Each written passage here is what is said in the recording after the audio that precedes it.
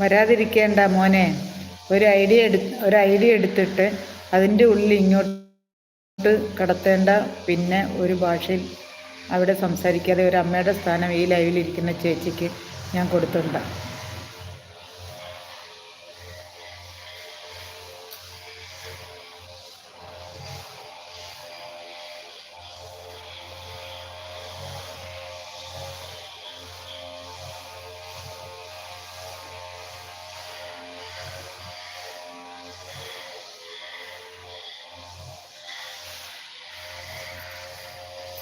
അല്ലെങ്കിൽ എൻ്റെ ഭാഷ ഇതല്ല. നിനക്ക് 17 വയസ്സെന്ന് പറഞ്ഞാൽ എൻ്റെ ചെറിയ മോൻ്റെ പ്രായം പോലും നിനക്കില്ല. അതുകൊണ്ട് ഏട്ടൻ്റെ കുട്ടി വിട്ടുപിടി.